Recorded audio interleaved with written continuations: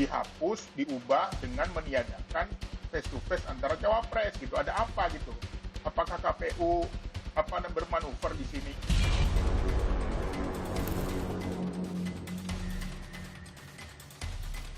Ada apa nih sebenarnya? Seakan-akan setiap hal ada keputusan apapun tuh selalu dihebohkan, dibuat rame, dan seakan-akan ada tidak objektif lah, ada menguntungkan. Dan mohon maaf, lagi-lagi yang semuanya diserang seakan-akan kami gitu loh. Ini karena ada yang menulis berita bahwa seolah-olah debat cawapres ditiadakan.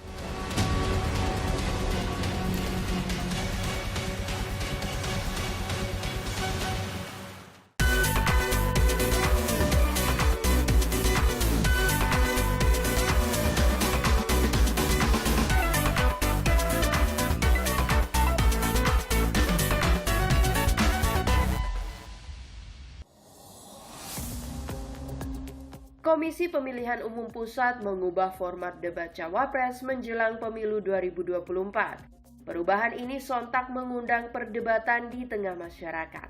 Pasalnya, ada anggapan debat khusus calon wakil presiden ditiadakan. Ketua KPU Hasyim Asyari menjelaskan, perubahan format debat tidak menghilangkan debat antar cawapres.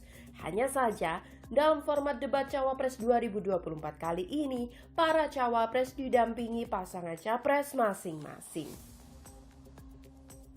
Memang Anda sedang melindungi calon wakil presiden Mas Gibran supaya tidak berhadapan dengan Caimin dan Pak Mahfud. Kepikiran aja enggak, apalagi punya niat ya.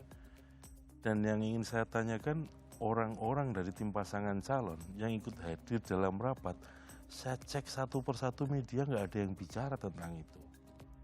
Ini karena ada yang menulis berita bahwa seolah-olah debat cawapres ditiadakan. Padahal yang kami maksud adalah yang namanya debat pasangan calon kan tampil berdua pasangan calon.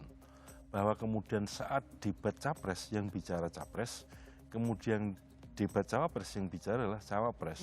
Harusnya itu clear dong. Nah, dan pada saat itu 29 November belum ada keputusan atau kesimpulan apa-apa. Tapi yang ditulis oleh media itu menyebut bahwa KPU sudah menetapkan. Sehingga saya bilang, dari mana menetapkan? Oh, ini masih pertemuan pertama. Bagi publik, perubahan format debat cawapres harus dijelaskan dengan baik. Kalau menurut saya sangat disayangkan sekali ya Mbak, karena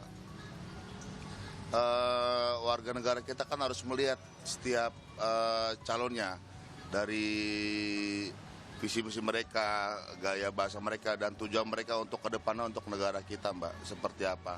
Saya nggak setuju. Itu lebih baik tetap harus diadakan. Karena apa? Kita harus tahu program-programnya. Kita memilih bukan pilih kucing dalam karung.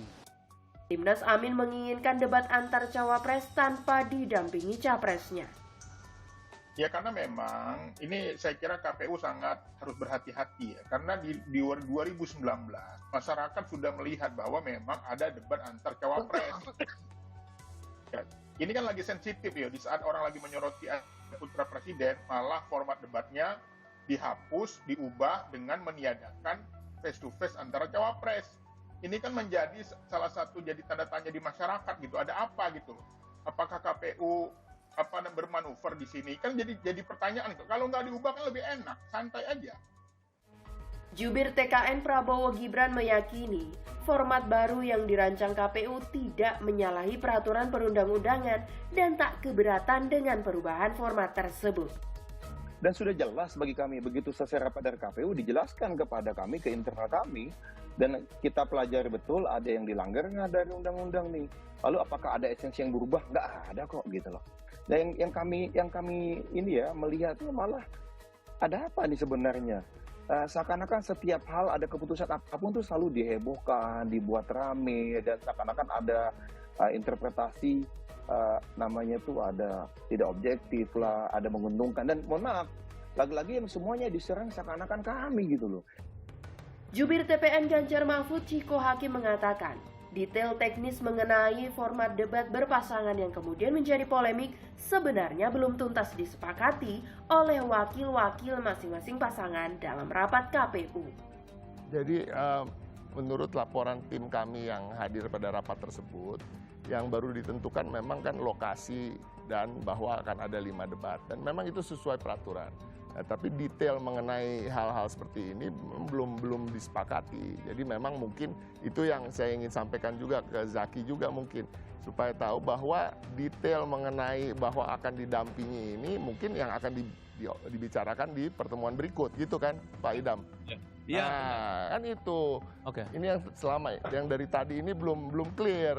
Ya clear dulu bahwa memang Tadi kan saya izin. ya pengumuman ketua KPU kemarin itu sebenarnya tidak mencerminkan apa yang seluruhnya dibicarakan pada rapat tersebut. Oke.